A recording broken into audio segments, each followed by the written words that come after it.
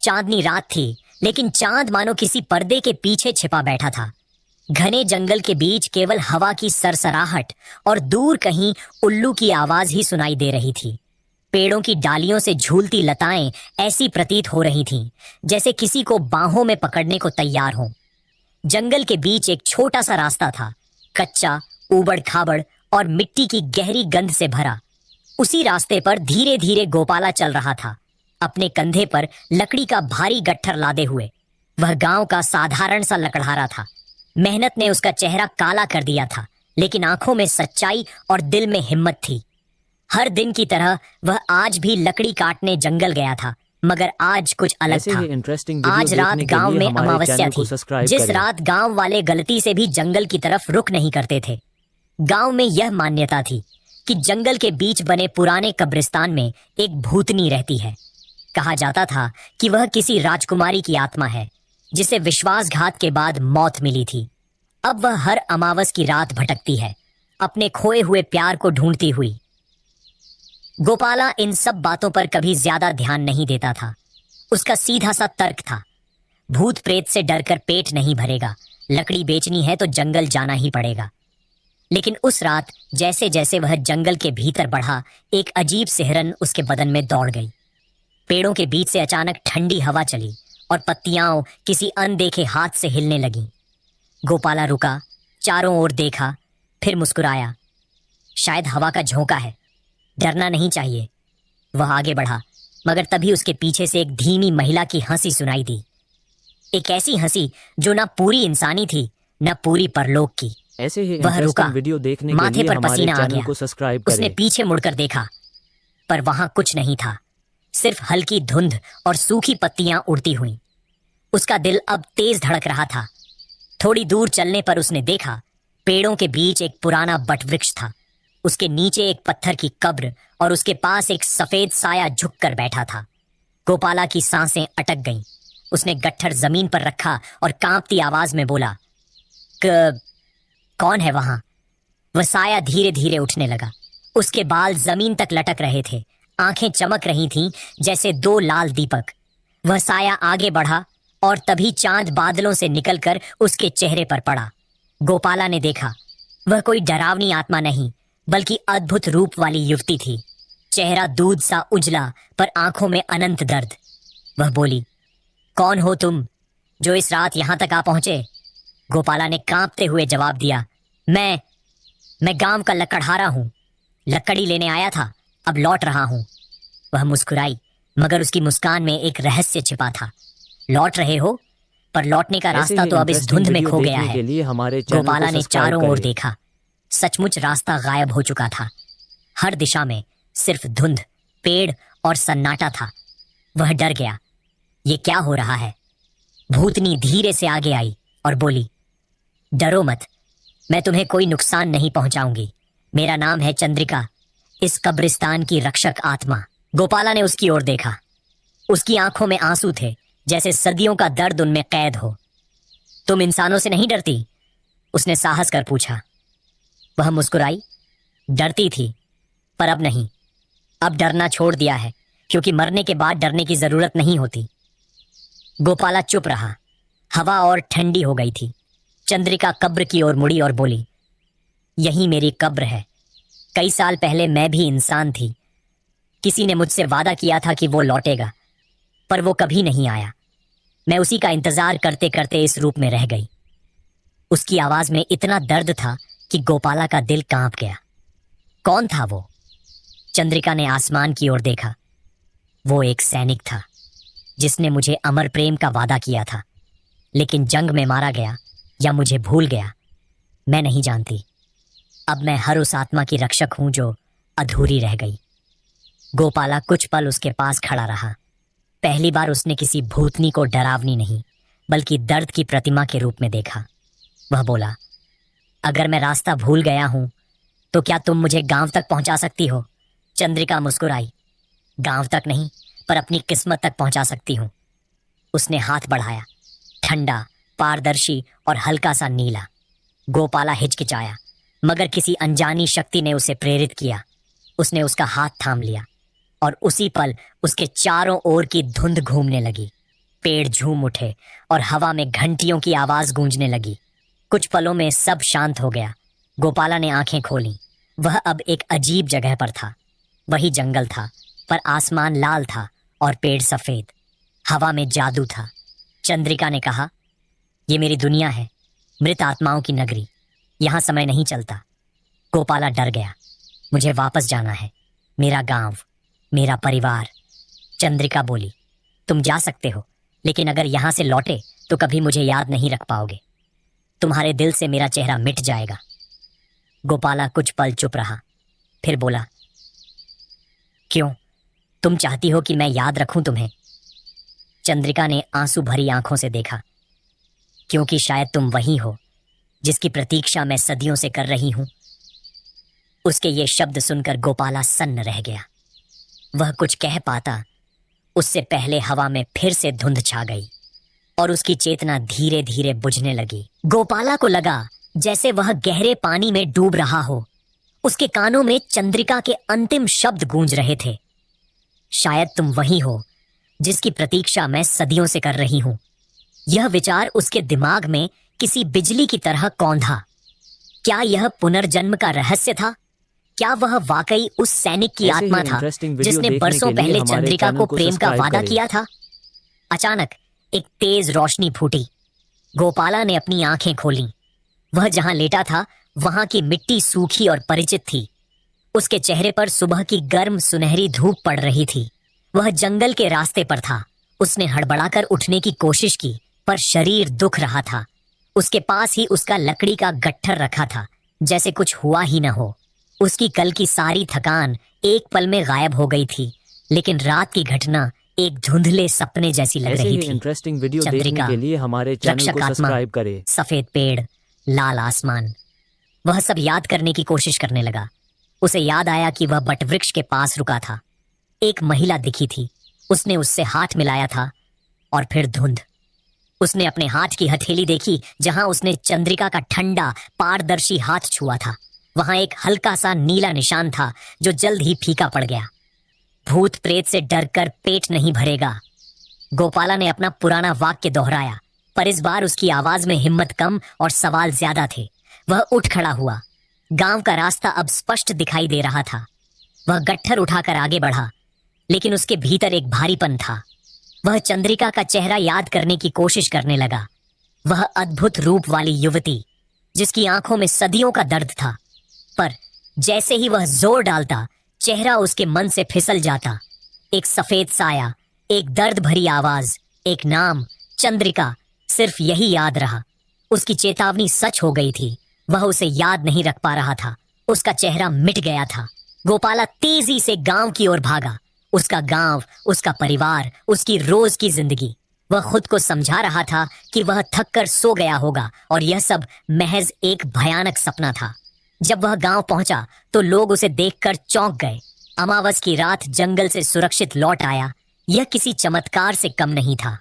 उसने लकड़ी बेची, पैसे कमाए और शाम को अपने बच्चों को गले लगाया।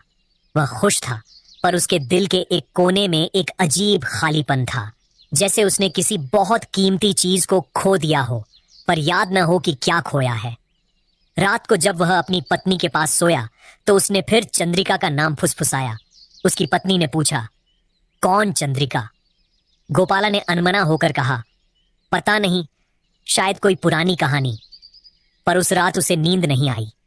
बाहर चांद पूरी तरह से निकल आया था और गोपाला को लगा जैसे उस चांद में एक दुखी चेहरा उसे देख रहा हो।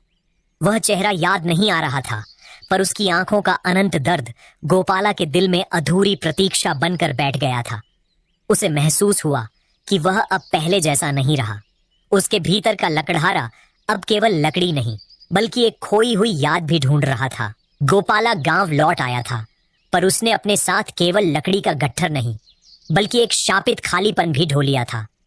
वह हंसता, काम करता, पर उसके भीतर कहीं एक अनदेखी जंजीर बंधी थी, जिसका एक सिरा जंगल में था। उसकी आंखें अब जंगल की ओर ऐसे देखती थीं जैसे वह किसी खोई हुई कुंजी की तलाश कर रही हो। उस रात के बाद गोपाला की नींद टूट ऐसे चुकी ही थी। इंटरेस्टिंग वीडियो जब वह देखने सोता, के लिए हमारे तो उसे चैनल को सफेद सब्सक्राइब पेड़ों करें। और लाल आसमान की एक झलक दिखती, और जागने पर चंद्रिका का चेहरा धुंधला हो जाता। यह भूली हुई याद उसे पागल कर रही थी। एक दिन वह जंगल में एक बड़ी और सूखी हुई डाल को काट रहा था। शक्ति का अंदाजा न लगा पाने के कारण कुल्हाड़ी फिसल गई और उसकी हथेली पर एक गहरा घाव बना दिया। दर्द से ज्यादा उसकी नजर उस घाव के किनारे उभरे नीले निशान पर टिकी जो अमावस की रात चंद्रिका के स्पर्श से बना था। इस बार खून के लाल रंग के बीच वह नीलापन चमक रहा था। गोपाला को लगा जैसे किसी ने गरम कोयला उसके माथे पर रख दिया हो। उसे तुरंत याद आया, अगर यहां से लौटे तो कभी मुझे याद नहीं रख पाओगे। वह अब समझ चुका था कि वह नीला निशान केवल एक स्मृति चिन्ह नहीं बल्कि उस आत्माओं की दुनिया का एक अधूरा ताला था जिसे चंद्रिका ने जानबूझकर खुला छोड़ा था। गोपाला ने अपनी पत्नी से छिपकर उस निशान को देखा। उसने फैसला कर लिया था कि वह अब और इंतजार नहीं करेगा। उसने अपने दिल को समझाया, मैं अब डरता नहीं, मुझे सच्चाई चाहिए। चाहे मैं सैनिक बनूं या लकड़हारा, मुझे जानना है कि मेरा अतीत कौन है। अगली ही रात, जो पूर्णमासी की चमकदार रात थी, गोपाला अपने कंधे पर कुल्हाड़ी के बजाय एक पुरानी लालटेन टांगकर बटवृक्ष की ओर चल पड़ा। चांद की रोशनी इतनी तेज थी कि जंगल का हर कोना साफ दिखाई दे रहा था। जब वह बटवृक्ष के पास पहुंचा तो हवा एकदम ठहर गई। चारों ओर चुप्पी ऐसी थी जैसे प्रकृति उसकी हिम्मत का इंतजार कर रही हो। गोपाला ने हिम्मत करके बटवृक्ष के पास जमीन पर घुटने टेके। उसने अपनी नीले निशान वाली हथेली को कब्र के पत्थर पर रखा और आंखें बंद कर लीं। चंद्रिका, मैं यहां हूं। मैं अब और भाग नहीं सकता। अगर तुम मेरी प्रतीक्षा कर रही हो तो मुझे अपनी कहानी याद दिलाओ। मुझे वो सैनिक बना दो जो मैं था। जैसे ही गोपाला के शब्द पूरे हुए, कब्र का पत्थर भयंकर रूप से कांपने लगा। पत्थर से एक दमकती नीली किरण निकली और सीधे गोपाला के निशान से टकराई। गोपाला दर्द से चीख उठा। उसे लगा जैसे उसका शरीर टूट रहा हो और उसकी आत्मा दो हिस्सों में बंट रही हो। उसकी आंखों के सामने पुरानी स्मृतियों का विस्फोट हुआ। यह केवल तस्वीरें नहीं थीं, यह अधूरी जिंदगी थी जो उसे पल पल में जीनी पड़ी। जब यादों का सैलाब थमा, गोपाला हाँफ रहा था। उसकी आंखें खुली थीं, पर अब उनमें एक सैनिक की आग थी, साहस, वफादारी और अधूरापन। वह जानता था कि वह गोपाला है और वह सैनिक भी। तभी कब्र पर पड़ी चांदनी संगीत में बदल गई और उस संगीत के बीच चंद्रिका का सफेद साया धीरे धीरे साकार हुआ। वह पहले से कहीं ज्यादा उज्जवल और शक्तिशाली थी। उसकी आंखें लाल दीपक नहीं बल्कि शाश्वत प्रेम की रोशनी थीं। तुमने मुझे याद कर लिया मेरे प्रिय। तुम्हारा विश्वास ही मेरा बंधन तोड़ पाया। चंद्रिका की आवाज अब सिर्फ आत्मा की पुकार नहीं थी बल्कि एक रानी का आदेश थी। उसने हवा में हाथ उठाया। अचानक बटवृक्ष के चारों ओर की जमीन रोशनी से भर गई और हवा में अज्ञात भाषाओं में मंत्र गूंजने लगे। आओ, समय आ गया है मेरी आत्मा। उस जीवन को छोड़ो जो तुम्हारा नहीं था। तुम मेरे सैनिक हो और मेरी दुनिया ही अब तुम्हारा असली घर है। हम दोनों मिलकर उस नगरी पर राज करेंगे जहां कोई धोखा, कोई मृत्यु नहीं। गोपाला अब दुविधा में नहीं था। उसका अतीत जिंदा हो गया था और वह अपने खोए हुए प्रेम को सच्चाई से देख रहा था। उसे लगा जैसे चंद्रिका का प्रेम ही उसका भाग्य था। उसने एक कदम चंद्रिका की ओर बढ़ाया, लेकिन उसी पल उसके कानों में गांव से आती किसी बच्चे के रोने की धीमी आवाज सुनाई दी। एक ऐसी आवाज जो उसके वर्तमान की थी। गोपाला ठिठक गया। सैनिक आगे बढ़ना चाहता था, पर गोपाला का हृदय पीछे खींच रहा था। देखने के लिए हमारे अतीत का शाश्वत प्रेम और वर्तमान का मानवीय कर्तव्य दोनों आमने सामने खड़े थे। वह जानता था कि अब यह केवल दो प्रेमियों के मिलने की कहानी नहीं रही, यह 2 जन्मों की जिम्मेदारियों का महासंग्राम बन गया था। गोपाला बटवृक्ष के पास खड़ा था। अतीत का सैनिक और वर्तमान का लकड़हारा, ये दोनों पहचानें उसके भीतर भीषण युद्ध कर रही थीं। चंद्रिका उसके सामने उज्जवल रूप में खड़ी थी। उसका प्रेम शाश्वत जीवन का वादा कर रहा था। वहीं कानों में गूंजती बच्चे के रोने की धीमी आवाज उसके मानवीय कर्तव्य की अंतिम पुकार थी। सैनिक की आवाज उसके दिमाग में चिल्लाई, आगे बढ़, ये तुम्हारा सच्चा प्रेम है। तुम्हारे राजा, तुम्हारी जिम्मेदारी सब धोखा था। यही तुम्हारा असली घर है। लेकिन गोपाला का दिल, जिसने अपनी पत्नी के हाथ की रोटी खाई थी और अपने बच्चों की किलकारियां सुनी थीं, पीछे खींच रहा था। उसने चंद्रिका की ओर देखा। उसकी आंखों में अब केवल प्रेम और इंतजार था, कोई जोर जबरदस्ती नहीं। गोपाला ने लंबी कांपती हुई सांस ली। उसने अपनी हथेली पर बने उस नीले निशान की काल्पनिक रेखा को महसूस किया जिसने उसे इस मोड़ तक पहुंचाया था। उसने धीरे से पर दृढ़ आवाज में कहा, चंद्रिका, तुम कहती हो कि मैंने अपना रास्ता खो दिया था। यह सच है। वह सैनिक भटक गया था, लेकिन भटकने के बाद जो मिला, क्या उसे भी फेंक दूं? गोपाला ने अपनी बात जारी रखी। उसकी आवाज में अब सैनिक का साहस और लकड़हारे की सादगी दोनों थे। तुम मुझे अमर प्रेम का वादा देती हो, पर मेरे लिए अमर प्रेम वह नहीं जो मृत्यु के बाद मिले। मेरे लिए प्रेम वह है जो हर दिन जिम्मेदारियों के साथ जिया जाए। अगर मैं इस जीवन को, इस परिवार को, इस कर्तव्य को छोड़कर तुम्हारे साथ आता हूं, तो मैं उस सैनिक से भी बड़ा धोखेबाज बनूंगा। वीडियो देखने के लिए हमारे चैनल को सब्सक्राइब करें। मैं तुम्हें नहीं, बल्कि अपने ही प्रेम को दूंगा। गोपाला ने एक कदम पीछे लिया, प्रकाश के घेरे से दूर अपने गांव की ओर। मेरा सच्चा प्रायश्चित, चंद्रिका, तुम्हें पा लेने में नहीं है।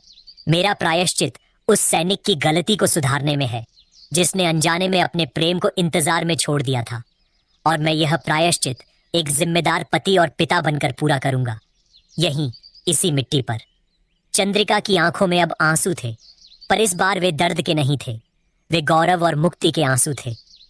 तुम्हें पता है गोपाला, चंद्रिका फुसफुसाई, सैनिक ने मुझे धोखा नहीं दिया, यह सच है। पर मैंने तुम्हें उस रात जो वचन दिया था, वह आज तुम्हें बांध रहा था। मेरा सबसे बड़ा इंतजार यह नहीं था कि तुम लौट आओ, बल्कि यह था कि तुम मुक्त हो जाओ। उसने अपना ठंडा पारदर्शी हाथ उठाया और गोपाला की ओर बढ़ाया। गोपाला नहीं हिला। डरो मत, मैं तुम्हें नहीं खींचूंगी, चंद्रिका ने कहा। यह अंतिम स्पर्श है, इस जीवन के लिए और तुम्हारे उस अतीत के लिए। गोपाला ने साहस कर उसका हाथ थाम लिया। इस बार उसके शरीर में कोई कंपन नहीं हुआ, कोई ऊर्जा नहीं खिंची। उसे बस एक गहरी शांत शांति महसूस हुई। चंद्रिका के होठों पर एक निर्मल मुस्कान आई।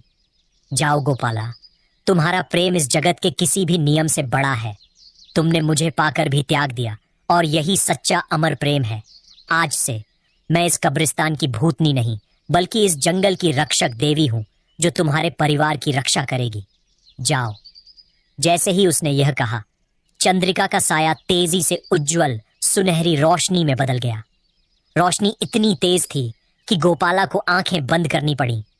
रोशनी सीधी ऊपर उठी, बटवृक्ष की सूखी डालियों को छुआ और फिर धीरे धीरे पूरे जंगल में एक मीठी गंध बनकर विलीन हो गई। जब गोपाला ने आंखें खोली तो पूर्णमासी का चांद बटवृक्ष के ऊपर चमक रहा था। कब्र का पत्थर अब पहले से कहीं ज्यादा शांत और पवित्र लग रहा था। कोई नीला निशान नहीं था, कोई आत्मा नहीं थी, सिर्फ गहरी शांति थी। गोपाला उठा। वह पूरी तरह से स्वस्थ, मुक्त और हल्का महसूस कर रहा था। उसके भीतर का सैनिक अब गोपाला के साहस का हिस्सा बन चुका था। वह बटवृक्ष के सामने झुका, जैसे किसी प्राचीन मंदिर में नमन कर रहा हो। उसने अंतिम बार उस कब्र को देखा और धीमी कृतज्ञ आवाज में कहा, अलविदा मेरी चंद्रिका। गोपाला पीछे मुड़े बिना गांव की ओर भागा। जब वह घर पहुंचा तो उसकी पत्नी दरवाजे पर बैठी रो रही थी। तुम कहाँ थे गोपाला? उसने हिचकियों के बीच पूछा। गोपाला ने उसे कसकर गले लगाया। इस बार का आलिंगन शाश्वत और सच्चा था। उसने कुछ नहीं बताया, सिवाय इसके कि मुझे एक जरूरी काम था, मैं अब यहीं हूं, हमेशा। उस रात गोपाला गहरी नींद सोया। सुबह जब वह जंगल में लकड़ी काटने गया तो उसे डर नहीं लगा। जंगल अब उसे शत्रु नहीं, बल्कि एक प्राचीन मित्र लग रहा था। बटवृक्ष के पास की मिट्टी पर उसे एक चमकीला पारदर्शी मोती मिला, देखने के लिए चंद्रिका के अंतिम आंसू का निशान। गोपाला ने वह मोती अपनी पत्नी को दे दिया, यह कहकर कि यह जंगल की देवी का आशीर्वाद है। और इस तरह लकड़हारा गोपाला ने न सिर्फ भूतनी को मुक्ति दिलाई, बल्कि अपने दोनों जन्मों के प्रेम को स्वीकार कर अपने वर्तमान जीवन के मूल्य को हमेशा के लिए स्थापित कर दिया। इंटरेस्टिंग वीडियो देखने के लिए हमारे चैनल को सब्सक्राइब